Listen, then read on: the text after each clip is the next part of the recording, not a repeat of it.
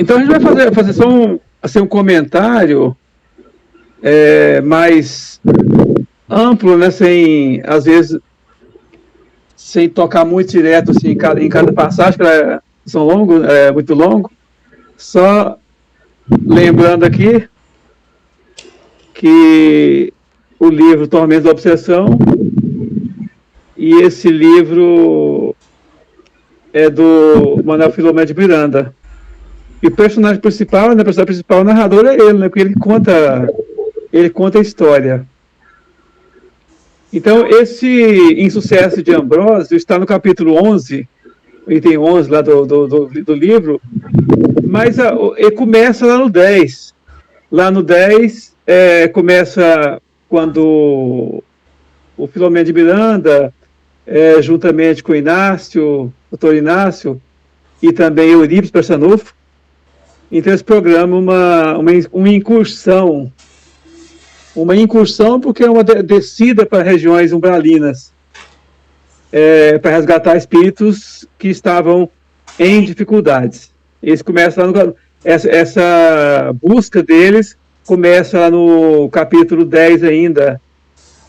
Então, mostra que eles, junto nessa viagem, lá da escola Hospital Esperança, estou voltando aqui, o Hospital Esperança é um hospital que foi criado, né, pelo Eurípides Barçanufo, e principalmente para atender espíritos que tinham sido espíritas aqui na Terra e faliram, né? Espíritos falidos, perturbados mesmo. Então, claro que não é só, mas principalmente, lá não diz que é só espíritas, não, mas o objetivo principal era para um hospital tipo manicômio, chama de nosocômio, né, para atender esses espíritos que encarnaram como espíritas e falharam. Então, eles descem, e ele narra a questão até da descida de lá, lá do hospital até aqui a face da Terra, região umbralina da Terra. Então eles estavam avistando a Terra mais de longe, depois a Terra foi crescendo, foi aproximando da Terra, até que eles começaram a adentrar uma região assim muito mal cheirosa, com cheiro de podridão, mofo, lodo e assim por diante. E no começo não tinha nenhum habitante, mas mais caminhando mais profundamente, aí começaram a encontrar aqueles espíritos bem doentes mesmo, espíritos lá e que estavam na região mesmo muito, muito de lodo, de barro, tudo mais. Então, aí, e nessa viagem, o espírito principal que estava acompanhando, que estava seguindo à frente, era Isabel, que aí era aquela que é rainha de Portugal, que foi esposa de Dom Diniz. Inclusive, ela foi canonizada pela Igreja Católica como santa, porque realmente ela fez muitas coisas boas, né? Então, ela seguia à frente. E nessa história toda, eles conseguiram, até que eles conseguiram captar, né, vários espíritos que estavam ali. E, dentre eles, o próprio Ambrósio, que foi um dos que foram levados lá para o hospital. E aqui, o Filomeno de Miranda, ele analisando a questão da vida, depois quando eles chegaram, né, com aqueles espíritos e colocaram em tratamento, aí ele começou a pensar em alguma coisa nas reuniões, na conversa que estava tendo lá com o Inácio, doutor Inácio, e Inácio deixou que eles perguntassem, e ele perguntou. A primeira pergunta que ele fez foi a seguinte: por que essa reunião era presidida pela nobre benfeitora de Portugal, que era essa rainha, que tinha sido rainha, né, Isabel? Aí ele respondeu, o Inácio respondeu: desde quando desencarnara, deixando luminosas lições de caridade que a celebrizaram na terra e podendo desfrutar de justiça, de justas alegrias em regiões ditosas, a fim de prosseguir o seu desenvolvimento espiritual, a extraordinária senhora opta por continuar amparando o povo. Então ela podia, de tanto que ela tinha uma evolução tão boa, que ela merecia ficar em colônias muito altas, devido ao seu trabalho, à sua evolução espiritual, mas ela preferiu ficar aqui atendendo tanto encarnados como desencarnados. Então ela é um espírito que está preparada realmente para auxiliar esses irmãos, porque ela tinha um fenômeno da ectoplasmia, né? Que ela, mesmo quando encarnada, ela tinha esse fenômeno, ela era médium e fez milagres, né? Porque as pessoas entendiam que era um milagre. Na verdade, nada mais era do que o fenômeno da ectoplasmia que ela tinha e que fazia aquelas curas, por exemplo, e tida como milagre. E ele vai falando do quanto que ela foi um espírito que fez, né, trabalhou para o bem.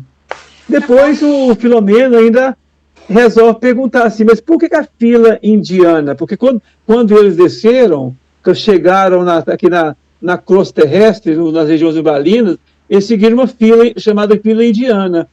O que é a fila indiana? A fila indiana é essa fila em que vai um atrás do outro, não fica de 2, 3 juntos, né? Mas fica um atrás do outro.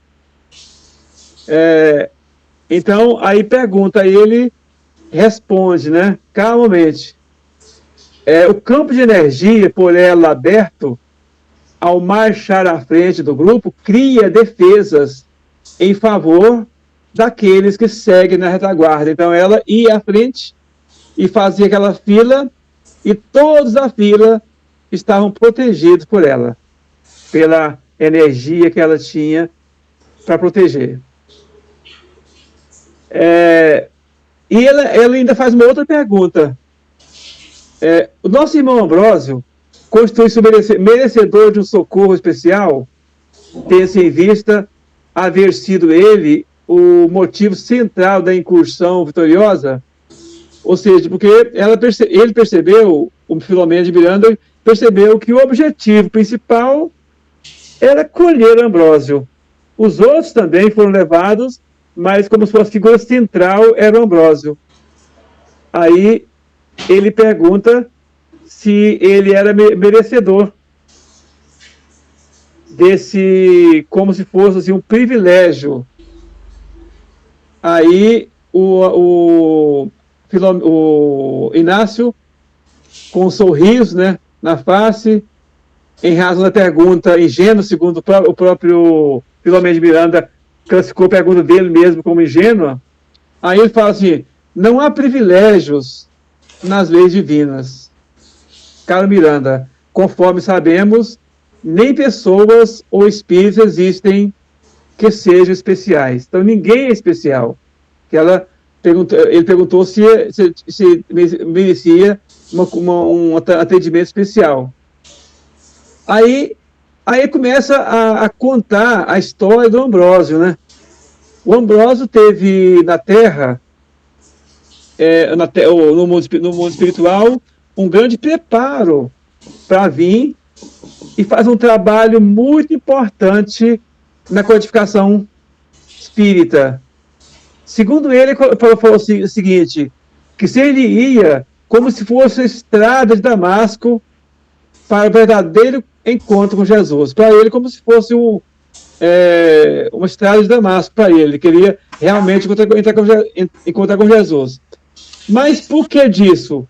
Porque, segundo ele fala aqui, ele, em encarnações passadas, ele era católico, ele era da igreja, padre, etc., e usou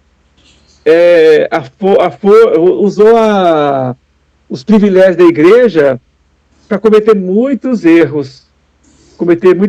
Então, quando ele veio para a Terra, ele veio com muita vontade de crescer. Então, ele veio bastante animado que agora ele ia conseguir descontar tudo aquilo que ele tinha feito, reparar, né, tudo que ele tinha feito, ele ia fazer por muita coisa boa aqui na Terra agora. Só que ele fala o seguinte ainda, que o irmão Ambrósio nasceu em Caduninho. Então, Deus, lá a equipe espiritual, proporcionou a ele um ambiente muito legal. Uma mãe maravilhosa, um pai maravilhoso, e que o amparou para valer. Então, sabe, foi bem educado, a mãe educou muito bem, tinha todo um amor para com ele. E logo de criança começou a manifestar-se alguns sintomas da mediunidade. Depois, adolescente, já estava com os problemas mediúnicos, e ele foi encaminhado para uma casa espírita. E nessa casa, ele recebeu todas as orientações. E a mãe dele também, como tinha faculdade mediúnica, ela sempre auxiliava, ensinava, o ajudava muito. Aí, quando ele cresceu, chegou a condição da mais, a idade da razão, né? Quando ele chegou assim, em condição de trabalhar, ele iniciou o trabalho com a mediunidade. Só que durante o trabalho com a mediunidade, ele tinha uma mediunidade muito aberta, né? E ele tinha uma faculdade mediúnica muito boa. E ele começou a trabalhar para o bem, né? Claro. Mas aí logo ele foi recebendo como amigos pessoas que não estavam afim de conhecer espiritismo, praticamente, mas queria envaidecer, queria riqueza, queria poder, queria visibilidade.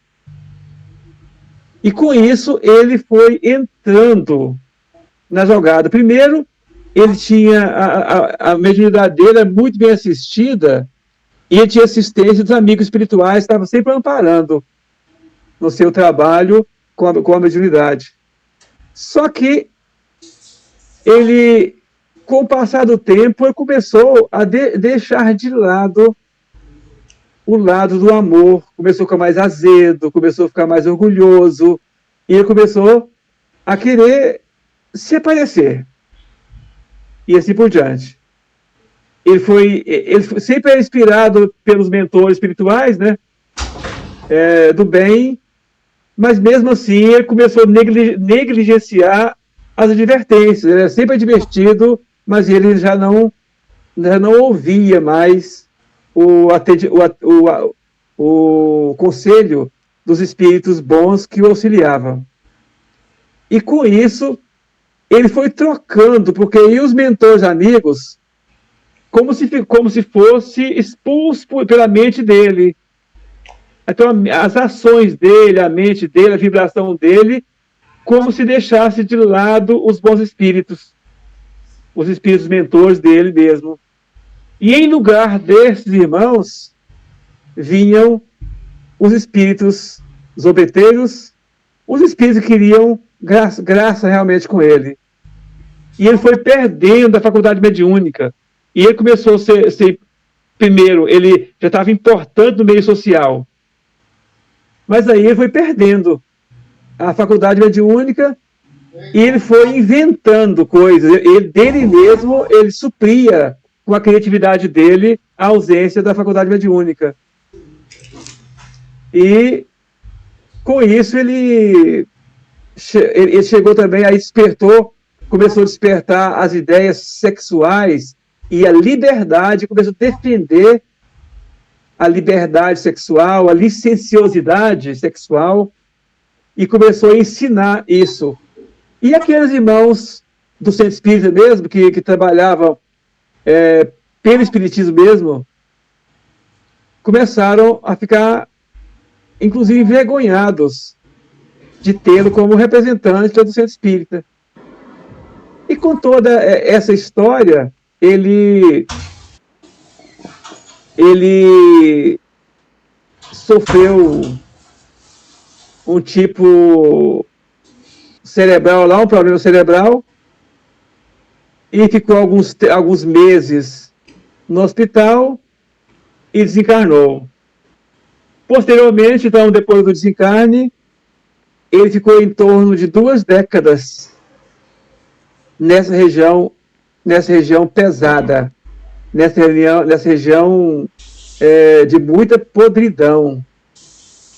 Inclusive, quando eles chegam lá no hospital, quando aproximava dele, eles sentiam aquele odor de podridão ainda daquela ligação com o corpo dele que ficou em putrefação. E ele porque às vezes ficou muito tempo também ligado àquele corpo dele, e ele levou até para o hospital espiritual aquele odor horrível que as pessoas que estavam lá, mesmo os espíritos, né? O Filomeno de Miranda narra isso. Até a dificuldade de conseguir entender, ou de ficar ali naquele local junto, porque sentia mal naquela podridão. E depois, no segundo dia, quando ele vai visitá-lo, ele já estava melhor, assim, dormente, estava dormindo ainda, porque, segundo eles, aplicaram uma anestesia nele para ele dormir bastante, porque se ele saísse dali, como ele ficou amarrado pelos obsessores por muito tempo, então, se ele acordasse ali, ele ia querer correr. Aí, por isso, ele ficou anestesiado. Ele estava dormindo por um bom tempo. E, assim, por cima, né? Então, a história do Ambrósio, que a gente pensa o seguinte, né? Que a vida, a nossa missão na Terra, não é uma coisa tão simples, né? Porque grande parte, até o Odilon mesmo está estudando o livro Mensageiros, lá com a Lalinha, né? O pessoal de lá, mostra isso, aqueles espíritas que faliram. E esse também é um espírita que faliu. Por que diz que acontece falir? É porque quando nós estamos desencarnados, nós temos essa ligação com o material, fica um pouco mais distante, mas quando a gente encarna, aquela tendência nossa de quando estávamos na última encarnação volta. E ele, como ele usou a igreja para poder fazer, para ser importante, para ficar rico, para ficar poderoso, aí, da mesma forma, quando ele reencarnou, ele começou a trazer aquelas ideias que ele tinha da época que ele estava encarnado anteriormente. Por isso que quando nós estamos encarnados, é a coisa mais fácil, né? A gente está lá, pensa, eu vou reencarnar e vou conseguir. Mas, às vezes, quando a gente reencarna, a gente começa a sentir as reações do nosso passado espiritual. E é onde corre grande risco, né, da nossa falência. Acho que é isso.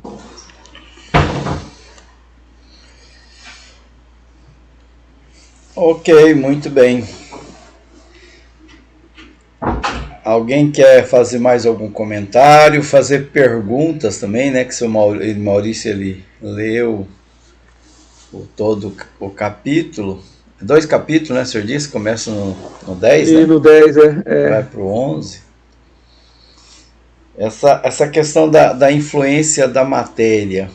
Talvez seja por isso que existe correntes na área da psicologia que se prende à questão assim que tudo é efeito do meio. Toda formação é meio, o meio que influencia e que forma as pessoas, né? Porque realmente é muito difícil a gente enfrentar os chamamentos da matéria, né? Como a gente leu nos livros, né? do Mensageiro mesmo, como o senhor citou aí, esse exemplo que trouxe aqui, né? É interessante que ele era espírita, né? E ainda assim faliu, né? Médium. Uma questão, como é que ele, sabendo como é que é o desencarne, sabendo como é que é o procedimento lá no mundo espiritual, ele permaneceu durante 20 anos nessa situação.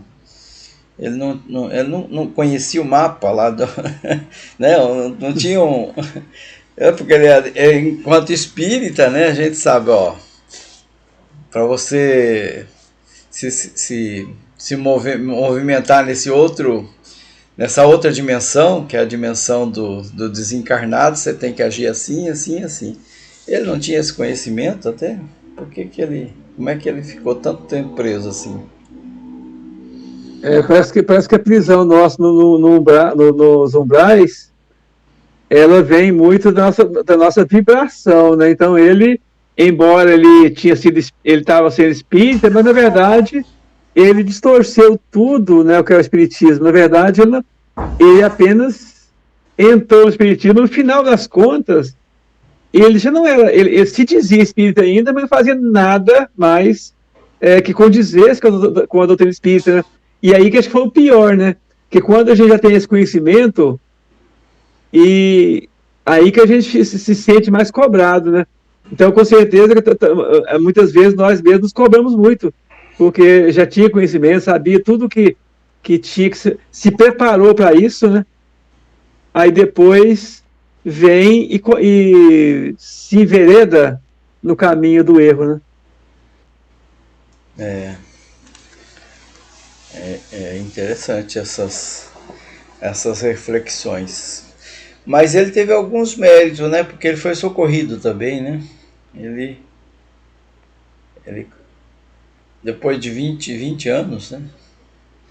Ele foi levado pro hospital para ser tratado. Houve alguma intervenção ali, né? Alguma coisa ele tinha que foi socorrido. Porque a gente sempre imagina assim que para a gente ser socorrido, a gente precisa ter essa permissão, né? Naquela obra de André Luiz também ele cita isso, né? Ele ficou 9 anos, porque ele não, mas ele era uma pessoa que era ignorante das questões do espírito, né? Das questões mediúnicas e tudo mais. Já o nosso Ambrósio aí, ele já conhecia, e ainda assim ele ficou 20 anos. É uma situação bem complicada, que ele ficou preso mesmo, né, a essas energias que ele mesmo criou. Então o conhecimento nem sempre o conhecimento ajuda bastante, mas ele não resolve só o conhecimento, né? Precisa ter outros componentes. É que possivelmente ele ficou todo enredado com esse sentimento, com essas energias Desculpas. que ele foi adquirindo durante a sua encarnação, que possivelmente ele não conseguia pensar, fazer oração, pensar em Deus, e ele ficou esses 20 anos sem. E como acho que o tempo no mundo espiritual é diferente do nosso aqui, possivelmente esses 20 anos passou rápido, né? Passou rápido e ele ficou esse tempo todo sem conseguir vibrar um pouquinho de luz, de amor, né? Para se fazer, para poder atrair os bons espíritos. Ou seja, para se permitir, né? Para permitir que os bons espíritos o atendessem. Na verdade, ele não permitiu. Demorou tanto tempo para poder chegar à permissão de entendimento. E uma outra questão também interessante é a questão do exercício mediúnico. Ele começou exercendo a mediunidade, né? O senhor narrou muito bem. Daí a pouco os espíritos começaram a abandonar, então ele fingia, ele fazia um teatro, né? Uhum. Ele fazia um teatro. Ele fingia receber espírito, falava aquilo que as pessoas queriam ouvir. E quando entra no processo obsessivo, né, as pessoas fazem cada absurdo, cada bizarrice, que ele não percebe o ridículo que está fazendo, né? O senhor citou aí a questão, né, da questão sexual e tudo mais que ele defendia. Isso nos faz lembrar também, não só dentro da doutrina espírita, mas nas igrejas, né? Hoje a gente está vendo assim alguns vídeos, né, de atitudes, comportamentos assim, completamente estranhos, né, dentro das igrejas, né, pessoas imitando cada situação.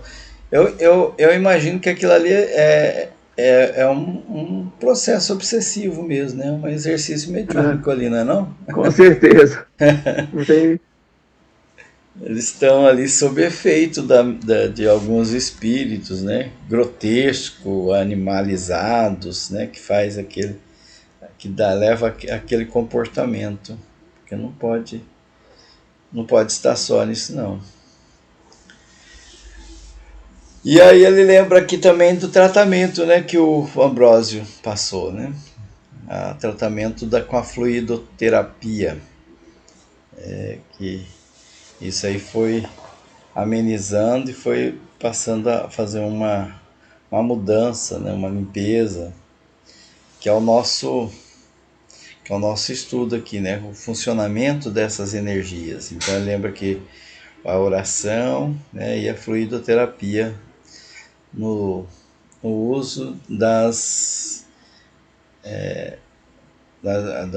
lá no hospital, né, com as pessoas que estão lá em tratamento.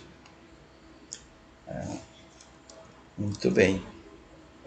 Barçanu, você está com o microfone desligado, tá? Se quiser falar alguma coisa, tem que abrir. A Alane também, se quiser se manifestar. Tá? Então vamos passar para o próximo. Tudo certo? Alguma coisa mais? Não. É só. Acho que é só, né? Não, eu só quero dizer que estou escutando tudo direitinho, mas agora eu vim buscar a mulher na igreja Ah, e agora tô indo embora, mas estou escutando aqui pelo fone de ouvido, hein? tá. Tá bom? Tá bom. Tá certo. Muito bem. E aqui tem um outro caso. Né? A Sociedade Espírita de Paris realiza ação magnética de vibração. E esse também é uma outra situação que foi descrita na Revista Espírita, de janeiro de 1863. Então, eles narram aqui uma situação de uma jovem, né, uma mocinha, que ela se casou contrariada. Ela fez um casamento, foi obrigada a casar com a pessoa que ela não simpatizava, que ela não tinha amor, não tinha simpatia. E ela ficou com mágoa com relação a essa pessoa, e isso levou ela a um distúrbio mental.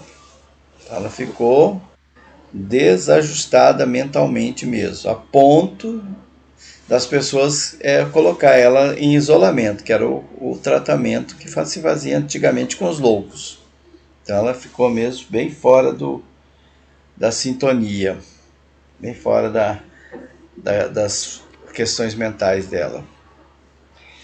E então a Sociedade Espírita lá de Paris e um amigo da família que participava da sociedade, né, resolveu perguntar ao espírito superior sobre essa situação, como é que estava acontecendo com essa moça, e que na cabeça deles, né, eles imaginaram que ela estava sob efeito de obsessão.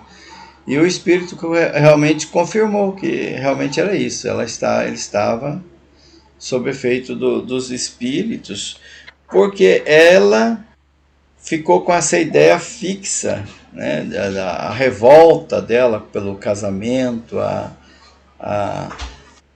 a resistência que ela teve a isso aí de uma forma assim, a mente sempre traindo essa ideia, né? Ela acabou atraindo espíritos que pensavam que estavam naquela mesma sintonia. Ele diz assim: os espíritos dessa natureza pululam sempre nos meios semelhantes ao que ela se encontra.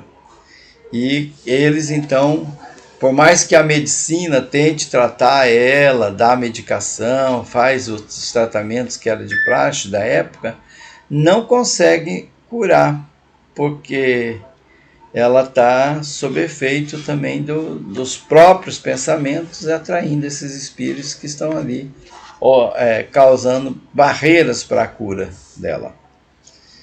E aí ele disse assim, ele orienta que, no entanto, vocês podem curar ela. Vocês podem curar. É preciso para isso uma força moral. Lembra da força moral, né? Que nós já falamos algumas vezes em algumas reuniões. Força moral é muito importante. Mas então é preciso uma força moral capaz de vencer a resistência. E ele recomenda que a força moral não seja só de uma pessoa, né? Que essa força não é dada a um só.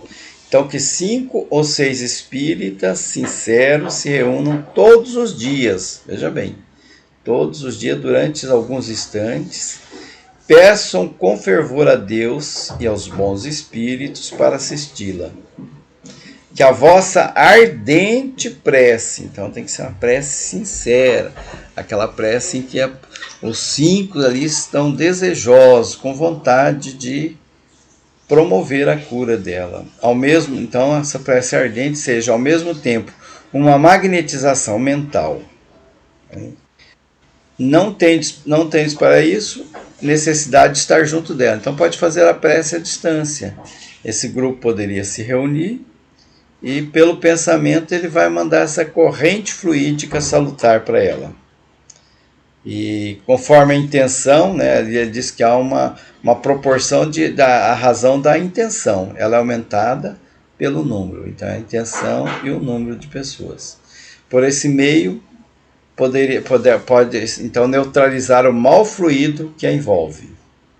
Aí ele finaliza dizendo no conselho, dizendo assim: fazei isto, tende fé e confiança em Deus e esperai. Quer dizer, paciência, que não é uma coisa assim que acontece de uma forma assim miraculosa ou instantânea. Então eles fizeram assim, 6 pessoas começaram a trabalhar nessa obra de caridade. E não faltaram um único dia durante um mês. Então, durante um mês inteirinho, eles cumpriram aquela missão que eles tinham aceito. Eles recebendo notícias dela, eles perceberam assim, que ela se mostrou mais calma nos primeiros dias. 15 dias depois a melhora já era muito significativa, e ao intervalo determinado o período do tratamento, ela estava perfeitamente normal, sem saber nem ela nem o marido de onde veio a sua cura. Geralmente essas curas assim que acontecem pela espiritualidade, via de regra, as pessoas curadas, né, muitas vezes não sabem de onde vem a cura, né?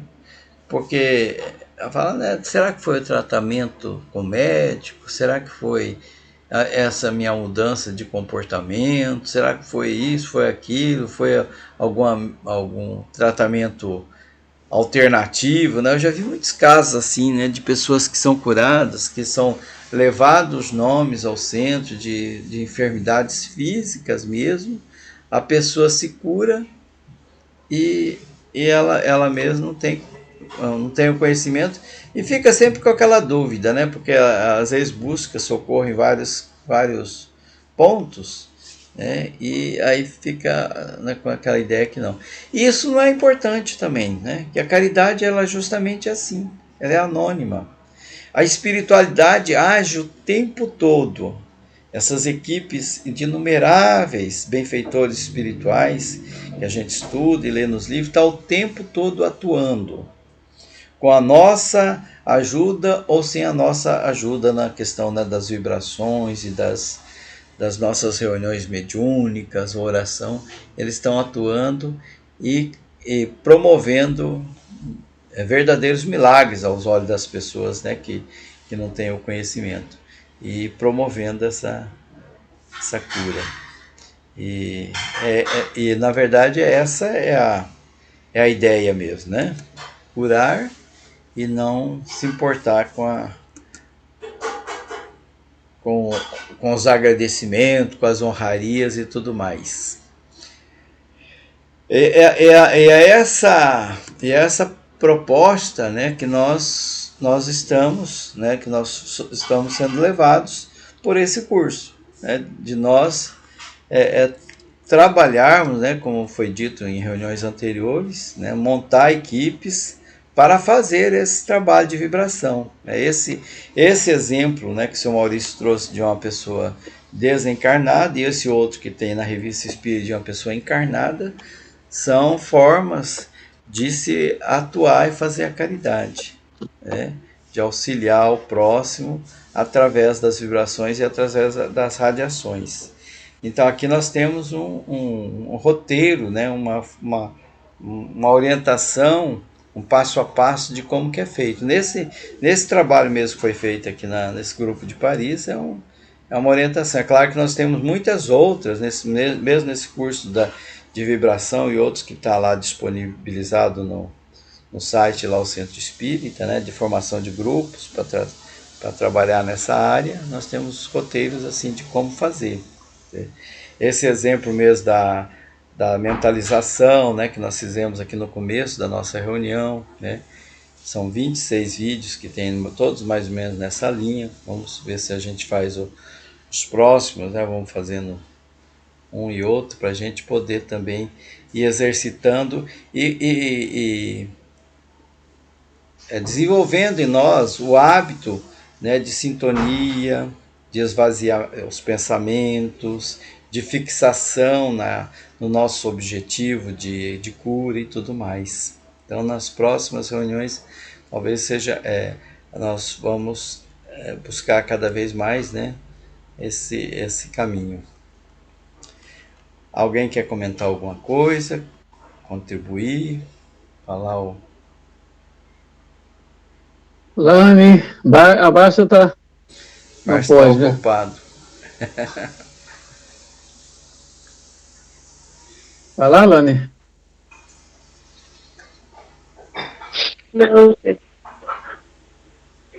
só ouvindo que hoje. Hoje você está ouvindo? Okay. Eu ia pedir para você ler esse próximo quadro, mas então tudo bem. Muito embora o Google já avisou que o nosso tempo está acabando, né? Já estamos quase para ser desligado. Esse aqui já fala sobre organizemos grupos de vibração. Esse aqui talvez seja interessante, então a gente já deixar para a próxima reunião, né? Aí a gente vai começar a estudar essa parte da organização de grupos de radiação e de vibração. Sempre... Eu acho que é interessante assim, a gente manter um grupo assim de vibração sempre para atendimento mesmo. As pessoas estão passando por dificuldade, porque tem muitas pessoas passando por dificuldades, né? Seja doença física ou espiritual. Sim. E essa vibração ela vai fazendo a limpeza daquelas energias mais pesadas, né? Igual para esses espíritos, por exemplo, eles fazem vibração, eles fazem aquele modo de oração, e aos poucos aquelas energias vão sendo dissipadas, aquelas energias mais pesadas vão sendo dissipadas, vão retirando devagarinho. Não é uma coisa que vai limpar de uma hora para outra, mas a cada dia o espírito encarnado ou desencarnado, né, vai recebendo aos poucos e vai recebendo a limpeza dos fluidos pesados que tem. Muito bem. Esse exemplo mesmo é um tratamento assim, porque nós fazemos às vezes nos nossos grupos, né, de oração, e a gente faz as orações de uma forma assim mais generalizada, né, pedindo para grupos, né, para pessoas que estão nessa ou aquela situação de uma forma geral. Agora, nesse caso aqui citado pela Revista Espírita, eles fixaram em uma pessoa, né, como tratar aquela pessoa. Fez um número de um mês, né, para buscar o tratamento de uma só pessoa. São modos, né, formas também de trabalhar, né, nessa área.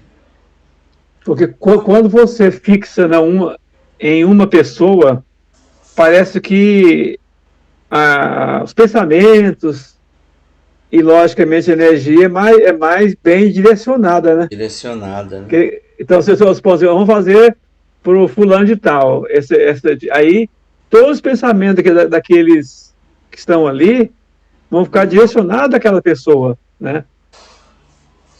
Aí, por isso, acho que tem muito ação bem positiva. E interessante, daí a gente tem informação, né, de como que a pessoa tá, né, qual que é a situação dela, e isso faz com que a gente se envolva mais, né, que a gente tenha esse pensamento mais concentrado naquela situação. Acho que pode Sim. trazer um resultado bem melhor. Muito bem, vamos encerrar então por esta noite. Quem quer fazer a oração finalizar para nós? Lani, Barçanufo, não sei se está no ar, seu Maurício. Posso eu, então. Então, vamos mentalizando Jesus nos nossos corações. Vamos com nossos pensamentos serenos,